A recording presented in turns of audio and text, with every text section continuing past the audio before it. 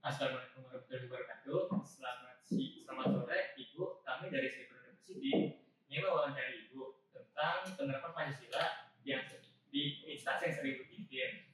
Nah, sebelumnya bisa perkenalkan dulu Ibu. Baik, sebelumnya terima kasih. Perkenalkan, nama saya Ibu Rahmawati. Saya adalah wakil kepala sekolah dari SD Islam Tulis Mandiri.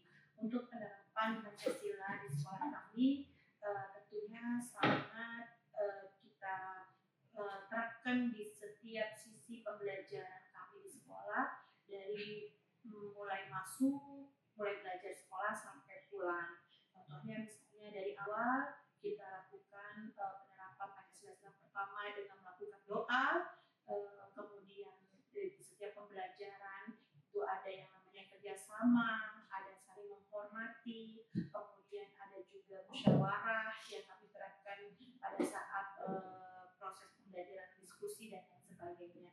Sampai nanti di akhir kembali lagi kepada penerapan Pancasila pertama, yaitu berdoa sebagai ucapan rasa syukur. Itu yang kita lakukan. Oke, itu mungkin bagus sekali ya untuk menerapkannya. Sebelumnya saya ingin bertanya, selain Ibu jadi wakil kepala sekolah, apa aja sih tantangan Ibu?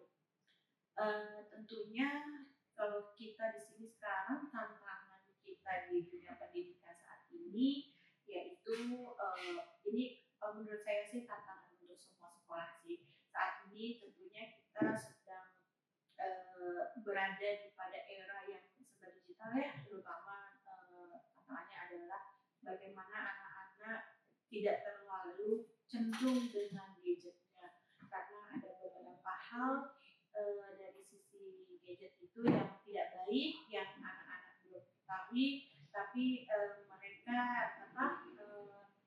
mengikuti tren yang ada di gadget, contohnya misalnya TikTok dan lain sebagainya, tanpa arahan, sehingga jatuhnya menjadi kurang baik, jadi negatif gitu.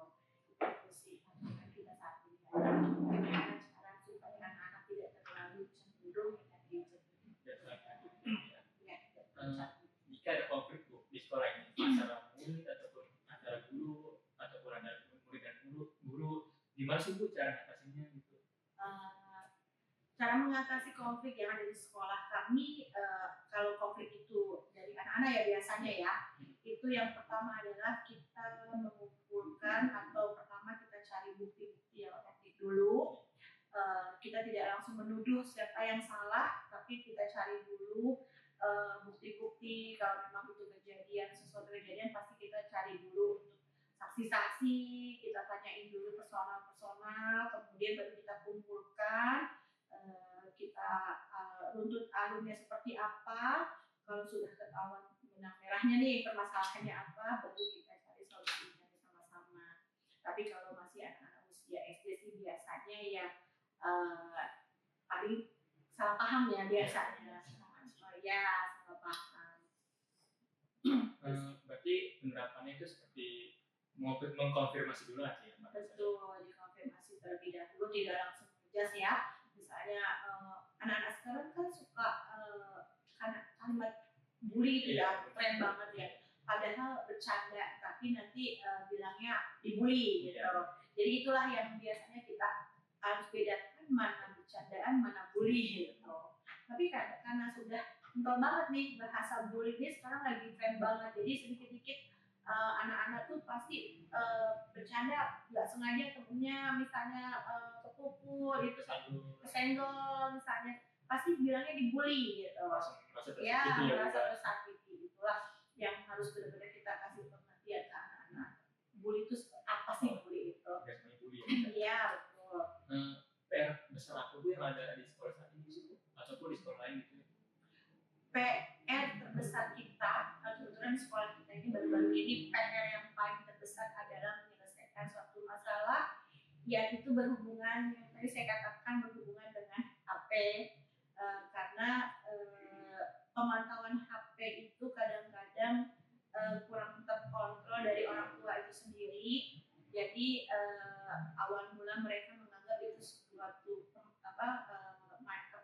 hiburan, kemudian tetapi lama-kelamaan ini menjadi suatu masalah yang harus segera diselesaikan, karena sudah, kalau kita tidak arahkan berbahaya untuk anak-anak karena tidak sesuai dengan usianya. Contohnya kemarin ada anak-anak yang main game mungkin online ya, kalau kan anak-anak sekarang lebih pintar ya main game online. Kemudian ada grupnya nih, mereka sih ceritanya mau ikut olimpiade game lah ya, lomba. Kemudian dia bikin grup, ternyata di grup itu kan tidak semuanya usia mereka ya, tidak usia anak-anak SD. Ternyata di situ kan udah campur ya, ada usia yang dewasa.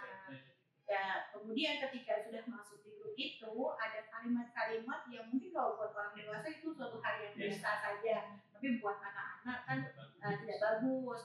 Bukan hanya dari kalimat, tapi juga ada stiker-stiker yang mengarah gambarnya itu yang pornografi. Nah, kemudian sama anak-anak itu dibuat bercandaan, dikirim ke grup mereka, ke grup teman-temannya, dan itu akhirnya menjadi suatu polemik di antara orang tua gitu. Jadi orang tua merasa ini sangat meresahkan.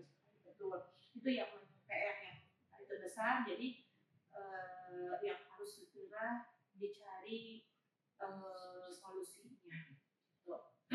Dari masalah tersebut, ada nggak sih solusi yang sudah diterapkan saat ini atau ada juga solusi yang akan diterapkan nantinya?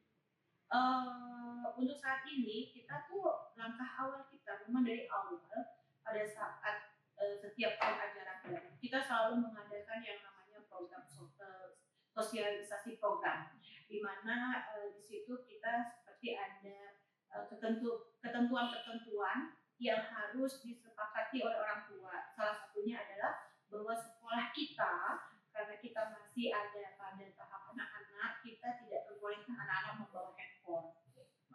Jadi walaupun memang ada kalanya kita memberikan materi itu melalui handphone ya, melalui WA, berupa PPT dan lain sebagainya, tapi tetap kita berikan pada orang tua supaya memantau anak-anak dalam penggunaan handphone. Itu sih salah satu cara kita untuk menangani permasalahan-permasalahan yang berkaitan dengan handphone tadi.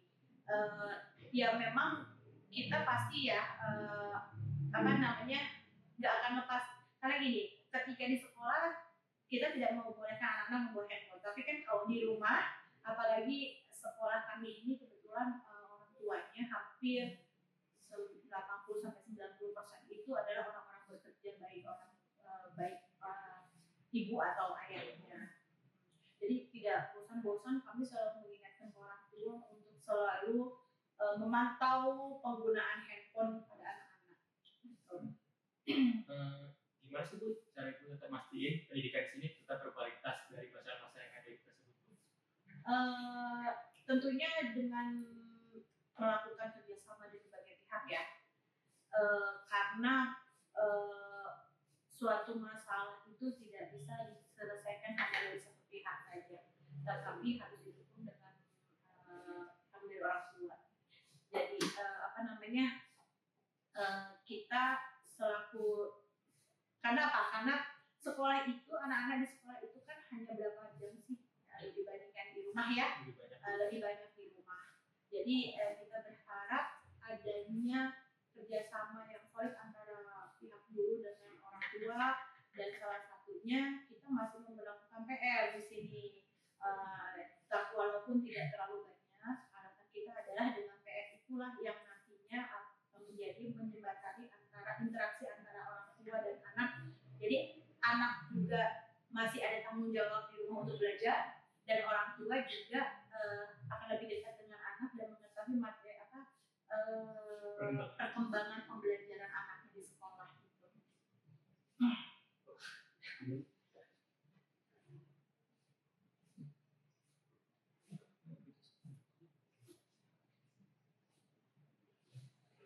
Sebelumnya saya mau bertanya, ulang-ulang tadi dan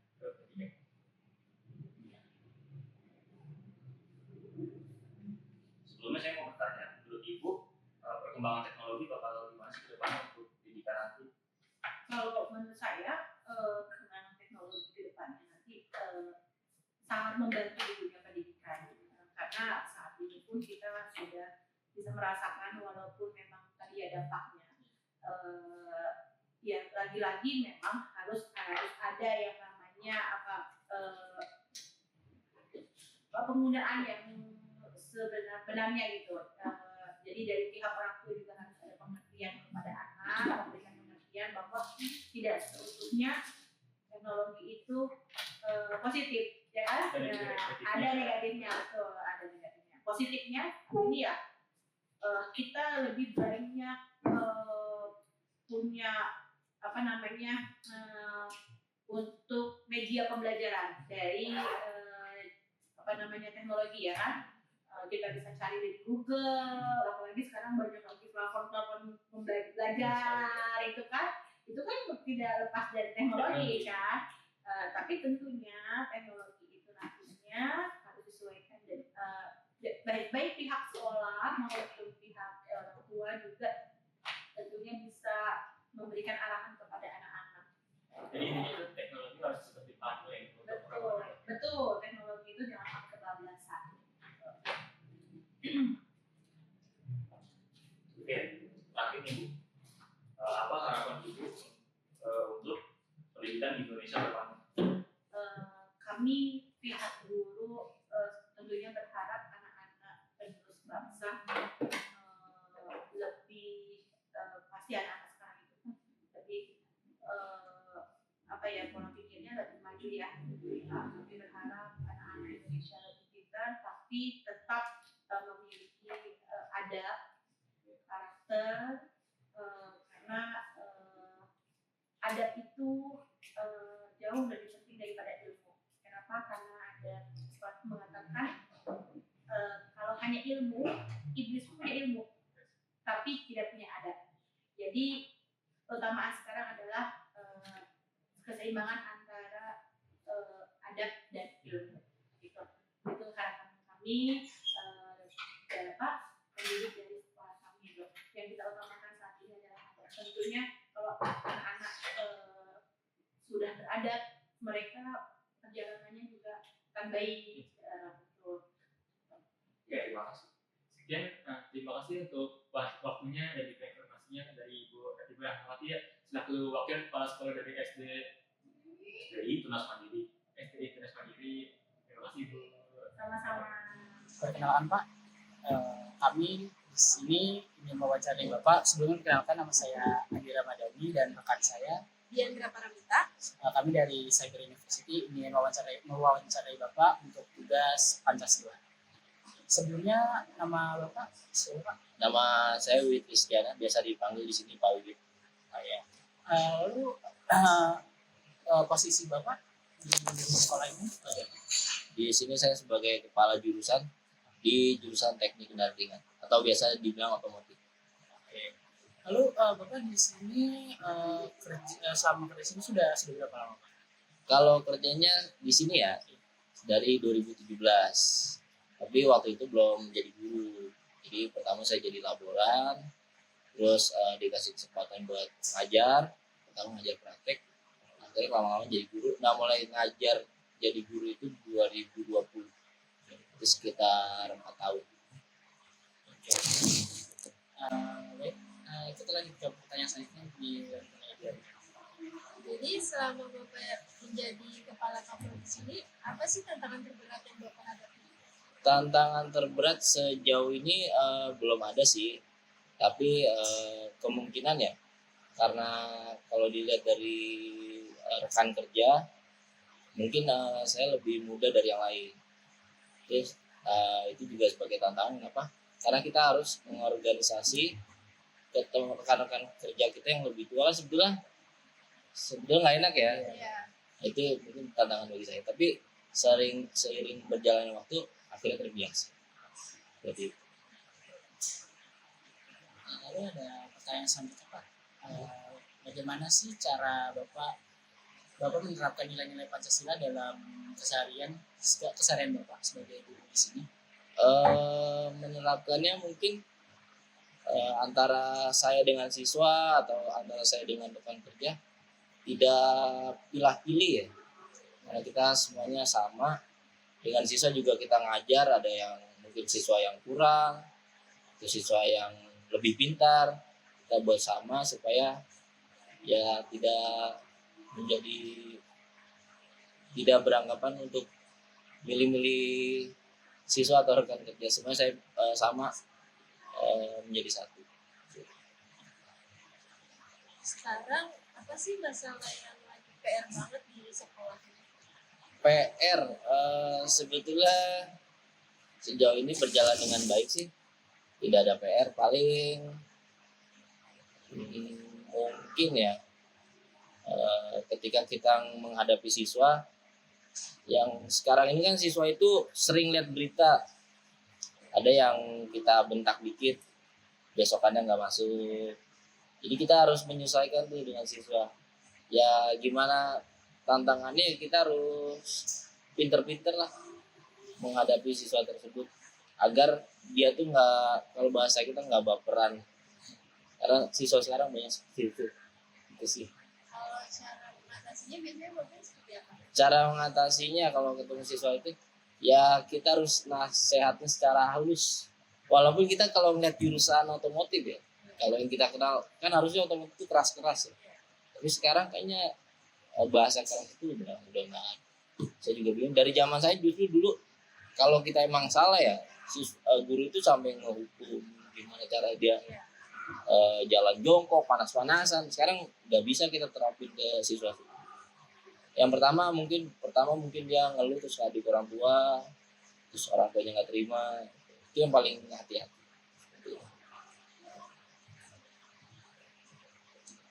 Lalu menurut Bapak gimana sih menjadi pemimpin atau guru yang baik itu harus mempunyai sifat yang seperti apa? Pertama yang harus kita punyai yaitu sifat yang bijaksana sih. Terus cara mengambil keputusan. Jadi kalau kita belajar jadi pemimpin, katanya sih orang bilang pemimpin itu nggak ada sekolahnya, nggak ada sekolah pemimpin. Jadi pemimpin itu dibentuk dari diri dia sendiri. Nah, mungkin dari kepribadian sih lebih jelasnya. Nah, caranya kita harus, kalau di sini tuh kita harus bisa pintar mengambil keputusan. Dan keputusan itu jangan sampai salah. Itu sih. Ada lagi? Gimana cara Bapak mastiin pendidikan di sini tetap berkualitas? Pastikan di sini untuk tetap berkualitas, yang pertama ya kita mengikuti aturan yang ada di dinas ya pertama. Yang kedua mungkin kalau kita di otomotif setiap tahunnya itu selalu ada perlombaan kejuaraan. Itu kita selalu mengikuti karena setiap tahun itu lomba yang diterapkan pasti berbeda mengikuti perkembangan zaman. Nah dari situ kita belajar, oh berarti nggak cuma siswa yang lomba aja harus bisa praktek seperti itu. Nah itu kita terapin di sini. Jadi semua siswa kita usahain kualitasnya sama. Kalau buat Bapak sendiri ada tips buat jadi pemimpin yang baik seperti Bapak? Tips yang baik, sudah kalau tips itu ya masing-masing sih ya. Saya juga dulu nggak nyangka kok tiba-tiba jadi kepala jurusan, nggak ada yang tahu sebetulnya. Jadi intinya apapun yang sudah kalian kerjakan, ya lakukan yang terbaik. Karena kalau kita udah menjadi baik, pastinya nanti mungkin kalau dilihat dari atasan kita emang bagus, pasti akan menjadi pemimpin. Kita ada pertanyaan terakhir Pak. Ya. Apa harapan Bapak untuk pendidikan di Indonesia? Harapannya sih mungkin karena lagi baru-baru ini kita lihat pergantian Menteri Pendidikan. Iya. Saya pengen sih pendidikan itu lebih kembali kayak dulu lagi, yang ada namanya ujian nasional. Nah itu tujuannya untuk ya siswa itu harus benar-benar belajar. Karena sekarang ini saya lihat siswa ini dia kayak beranggap remeh. Gimana ya? Kalau dia mungkin akan naik kelas, akan bakal lulus, jadi kayaknya nggak ada tantangannya. Ya saya pengen ada tantangan seperti itu. Tapi untungnya di jurusan otomotif karena SMK ya, Iya. setiap dia lulus kan harus punya kompetensi. Nah, itu masih menolong sih, karena ada kompetensi itu dia berarti kan harus tetap latihan supaya menjadi punya apa namanya sertifikat khusus buat setiap jurusan. Itu sih. Sekian aja dari kita. Kurang lebih mohon maaf. Makasih banyak kita sudah berkenan untuk diwawancara. Oke, sama-sama. Siap. Ya. Dan sekarang kerjaan sudah selesai. Gimana? Udah di bentar.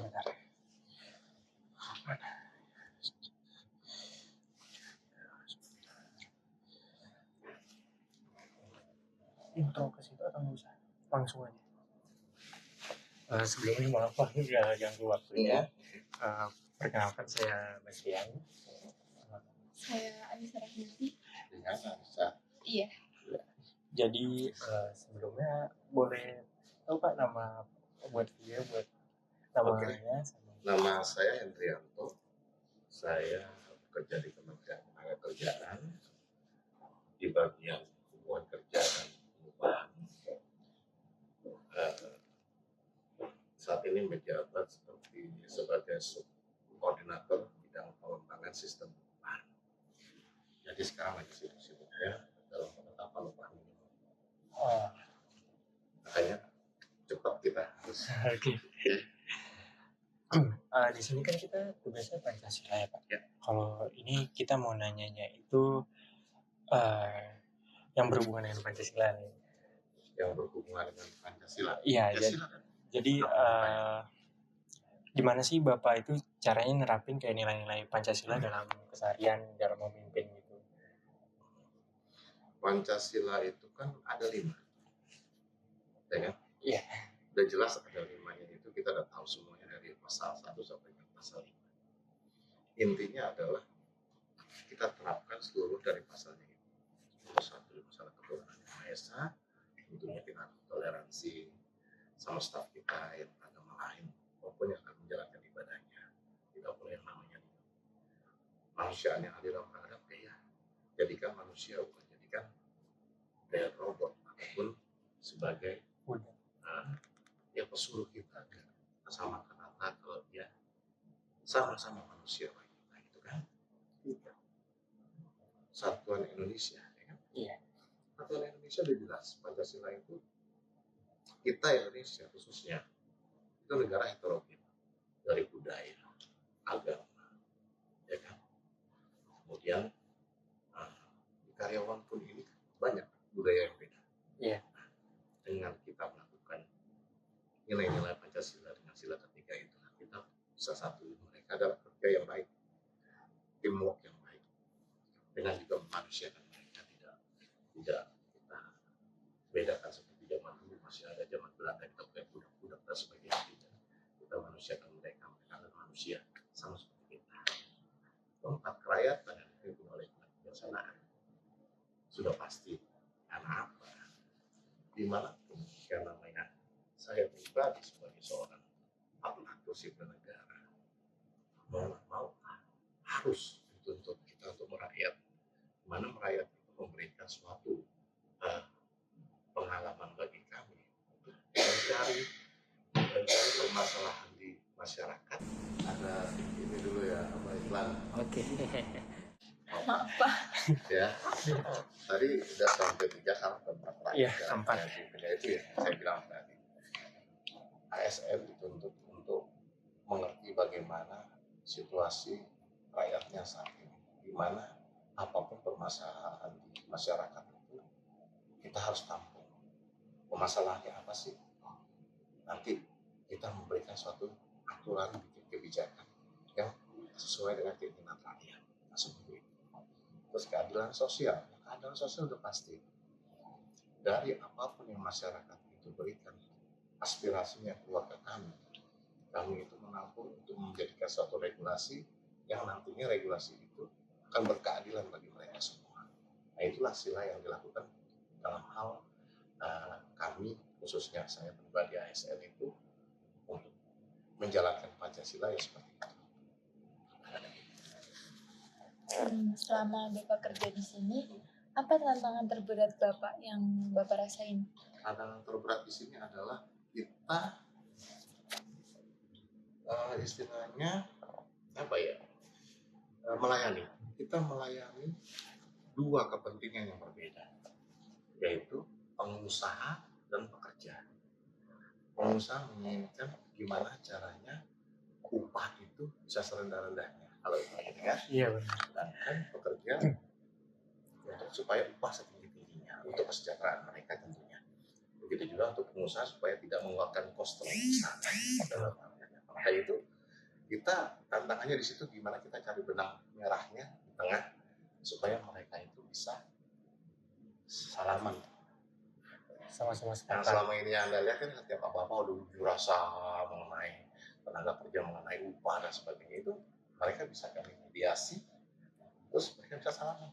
Nah, itu yang kami lakukan selama ini, yaitu tantangan kami. Tapi kalau sampai dari mereka berantemnya dalam hal bukan berantem fisik gitu kan, berantem secara argumen, tiba-tiba mereka bisa bersalaman berpelukan. Itulah sesuatu yang nggak bisa dinilai dengan apa-apa bagi kami yang melaksanakan tugas itu sebagai mediator. Seperti itu, tantangannya seperti itu. Karena mempunyai dua kepentingan yang berbeda. Kalau kementerian lain mungkin beda ya. Kementerian lain dengan perindustrian nggak ada dua kepentingan. Dia pengusaha aja, kerja nggak dipikirin. Kementerian lain coba Anda bisa lihat mana ada yang punya dua kepentingan. Contohnya Kementerian Agama, ya udah cuma pergi haji dan sebagainya, agamanya nggak ada yang namanya kepentingan yang lain-lain. Kalau ini beda, karena urusannya masalah perut. Ya kan? Kementerian Tenaga Kerja itu urusannya masalah perut. Apapun orang akan lakukan kalau urusannya perut. Itu mau berbuat anarkis, mau membuat jahat, positif atau negatif, urusannya perut dilakukan oleh mereka. Jadi kita gimana meminimalisir supaya perbuatan-perbuatan yang sifatnya anarkis itu tidak ada, perbuatan yang sifatnya negatif itu tidak ada.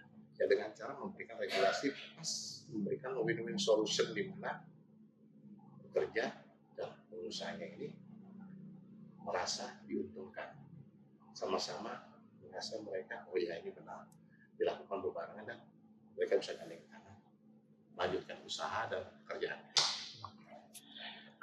Nah, kalau Bapak sendiri di sini kan juga pasti ngatur beberapa manusia.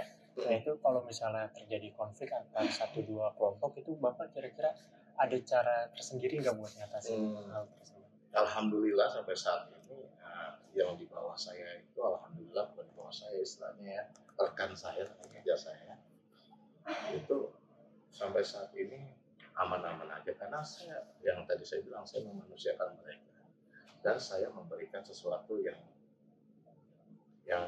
mungkin orang lain tidak lakukan, yaitu rewardnya itu tidak berupa finansial, tidak berupa uang, tidak berupa duit dan sebagainya, tidak, tapi berupa pujian, berupa apresiasi, kerja baik, tingkatkan lagi ya.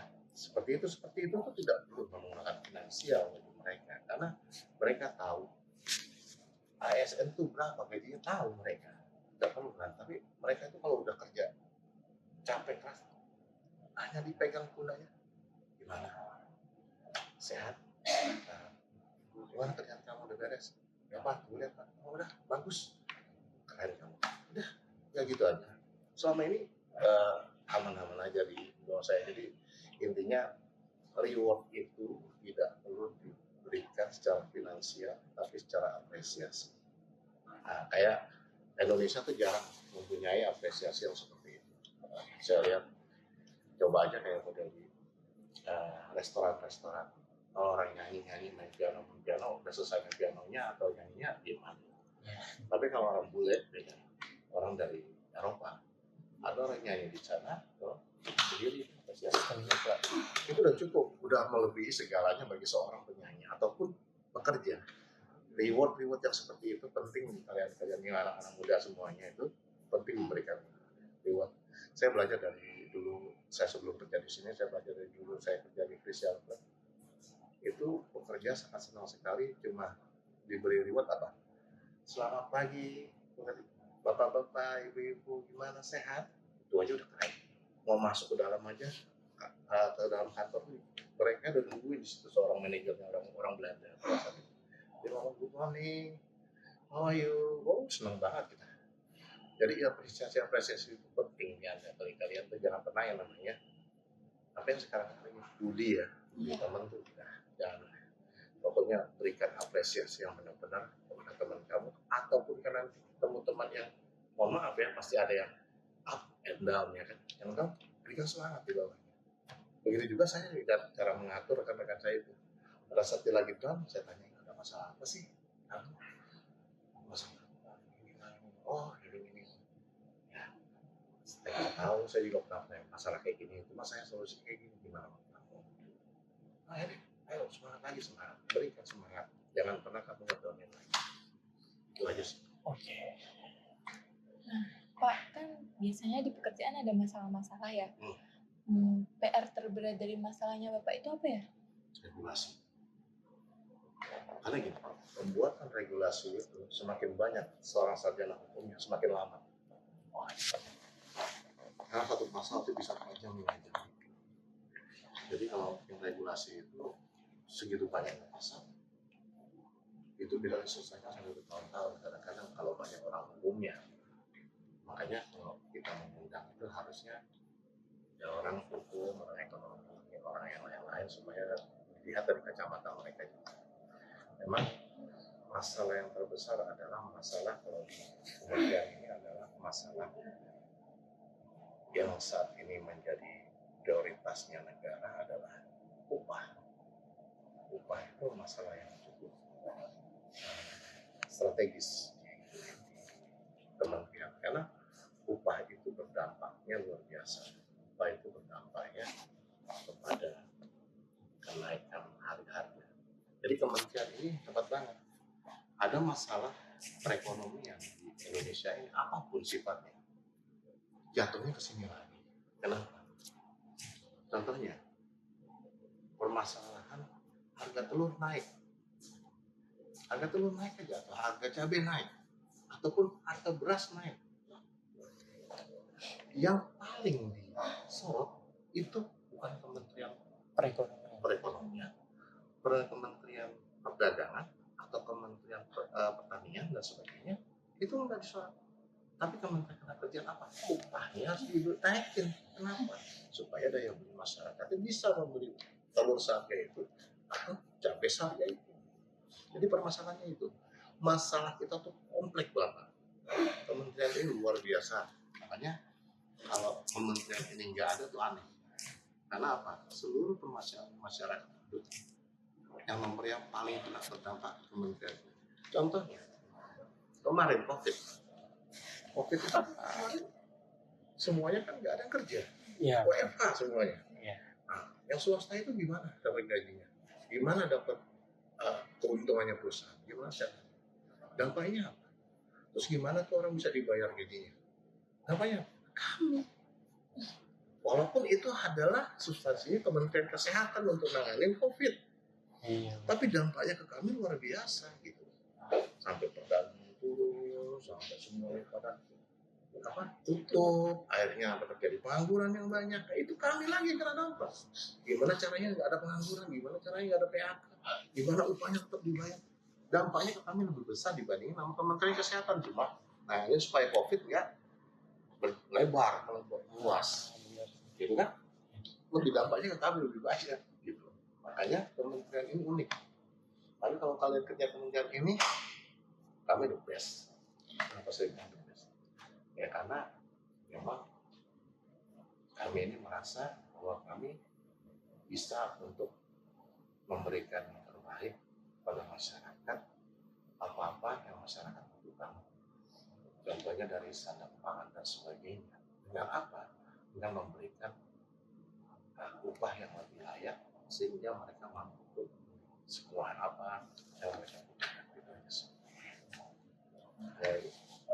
Untuk ini Pak, kan dia kepemimpinan itu banyak ya Pak. Kayak ada yang tegas, terus juga ada yang malah dia tuh pengen bawahannya itu kayak merasa terangkul, tapi malah nggak dihargain. Nah, menurut Bapak gimana sih kayak kepemimpinan yang pas itu? Yang saya tadi bilang, saya tuh tidak pernah yang namanya pakai gaya kepemimpinan sampai saya mengapresiasi apa yang mereka lakukan. Gaya kepemimpinan apresiasi itulah yang bagus kalau menurut saya. Tidak menjatuhkan. Kalaupun iya kita marah sama seseorang itu, kita tidak marah di dalam orang lain. Bukan marah, tapi kita tegas itu.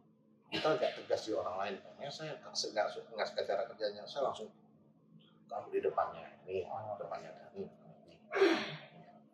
Saya panggil ke ruangan. Gimana caranya? Saya panggil ke ruangan, kemudian tanyain, kamu kok selama ini saya datangnya siang, masalah apa sih? Itu. Yang pertama adalah perhatian kita tuh terhadap permasalahan dianya dulu. Jangan kita langsung gedor masalah kamu. Kayak gitu. Masalah kamu tuh, kamu harus masuk pagi loh, masuk siang gitu, enggak gitu. Tapi katanya kan ada apa dia kalau biasanya dia masuk pagi tiba-tiba dia tidak disiplin gitu. Pasti kan ada orang yang seperti itu. Ini ada masalah masing-masing. Nah itulah lebih dahulu mengutamakan adalah apa?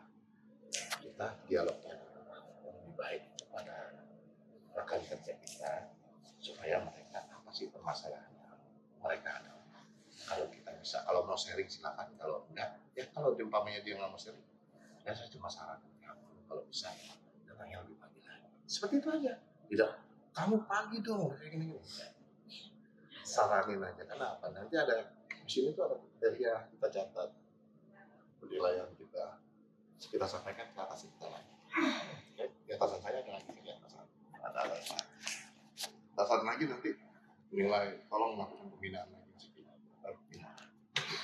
Seperti itu, jadi kita berjenjang terkait sama kepemimpinan ya. Kayak kepemimpinan yang tadi kalau saya pribadi saya suka yang namanya reward yang sifatnya kalau ada finansial oke, nggak ada apresiasi atau apa ya sifatnya ujian dan sebagainya dalam hal mereka bekerja supaya mereka produktivitasnya tinggi. Ini terakhir mungkin ya Pak, karena udah mepet juga waktunya dengan ini Bapak. Pertanyaan terakhir mungkin gak ada konteksnya sama Pancasila, cuman pertanyaan mungkin agak pribadi ke Bapak. Saat ini kan kayak dunia tuh berkembang banget ya, teknologi tiba-tiba AI di mana-mana semua dipakai. Nah, Bapak kan sebagai Kementerian Tenaga Kerja, menurut Bapak buat orang-orang yang misalnya udah lulus atau udah ahli dalam bidang lain, sedangkan yang sekarang berkembang teknologi misalnya sebelumnya di kesenian, nah itu kan AI kita bisa buat video, foto segala macam. Nah, Bapak kalau misalnya punya waktu cuma 1 menit ngasih saran ke mereka buat ngeyakinin mereka kalau yang mereka pilih itu udah benar dan masih terdapat peluang bekerjanya, kayak gimana Kak kira-kira? Oke, di era digital ini yang sekarang lagi dicari ya seperti kalian-kalian ini ya, misalnya cyber dan sebagainya. Cuma juga musuhnya juga berat, musuh cyber juga berat dan sebagainya. Ya kalian memang harus kalau saya bilang untuk pekerjaan adalah suatu hal yang dilakukan pada saat kita dari bawah sampai ke atasnya itu sekolah itu dengan minat. Minat kalian di mana? Kalau anak-anak sekarang bilangnya passion kalian di mana? Di mana kalau passionnya itu atau minat kalian dijalani dengan baik, kalian mau bekerja di mana bisa.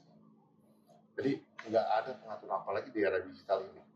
Passion kalian cuap-cuap aja sebagai narasumber dalam hal apa, kalian bisa bahasa Inggris dengan baik aja kalian ngomong di YouTube jadi tuh. Bisa jadi pekerjaan.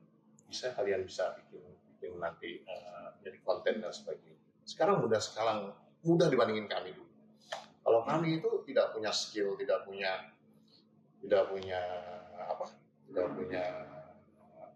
minat seperti kalian itu sulit sekali untuk bekerja. Saya pribadi dalam hal ini bekerja bukan karena jalur pendidikan. Saya pribadi karena jalur saya adalah jalur olahraga. Saya dulu dari Poli nasional, sehingga diambil Manakar ada jurusan ada namanya jalur prestasi. Saya nggak dari pendidikan, makanya di mana minat kalian, intinya adalah minat kalian mau bersekolah dimanapun atau kuliah dimanapun, tapi sesuai minat kalian akan dipermudah untuk mencari pekerjaan. kayak saya, minat saya di olahraga dulu ya. Intinya saya mudah dari kecil, walaupun saya dulu S2. Saya masih SMA. Tapi saya yang masuk. Karena saya punya prestasi itu. Makanya kalau sudah minat, jangan setengah-setengah. Jadi profesional. Dan paling enak kerja jadi profesional.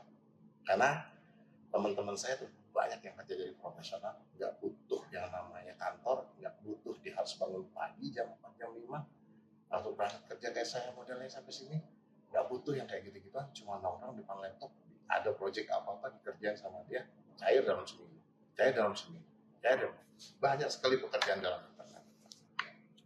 Itu di projectnya, kita kata-kata gajinya lebih besar dia daripada saya, kan gitu. Cuma bisa berapa gitu. Sekian, cuma di rumah doang. Karena dia pintar, profesional, dia bikin CV-nya bagus, kayak bahasa Inggris, ya kan, ditawarin proyek ini, ada proyek yang dulu, nilainya segini, selesai dalam seminggu, dapat sekian. Jadi sekarang tuh lebih mudah sebetulnya, tergantung minat daripada teman-teman semuanya. Mudah sekali dibanding zaman saya, sulit. Zaman saya itu harus ada koneksi juga. Sekarang ada koneksi. Tak perlu koneksi. Semuanya tuh melalui digital. Kalian melamar di situ, kasih CV kamu di situ, sesuai sama permintaan, tinggal wawancaranya seperti apa. Makanya kalian harus benar-benar profesional. Ya, tapi jangan juga belum ditinggalkan yang namanya etika. Karena kalian profesional, tapi etika Anda ada itu. Kalau saya pribadi yang mengutamakan terima yang itu yang bagus dibandingin orang yang pintar. Kalau saya gitu, karena iblis saja lebih pintar kok dari manusia. Gitu saya pikirnya gitu. Selalu saya pikir jangan kamu menjadi orang yang paling pintar, sok pintar dan sebagainya. Karena iblis itu lebih pintar daripada manusia. Kenapa dia diciptain supaya godain manusia bisa sampai melakukan pelanggaran hebat sekali. Karena lebih pintar. Ya, makanya jangan menjadi orang pintar yang tidak beretitude. Attitude dulu dibuat. Pintar harus, ya, minat kalian jalanin. Nggak susah kalau zaman sekarang untuk cari pekerjaan. Nggak usah khawatir kali. Di rumah pun bisa bekerja. Gitu aja. Mungkin udah cukup ke ini ya Pak. Karena udah waktunya juga udah mepet. Sebelumnya terima kasih ya Pak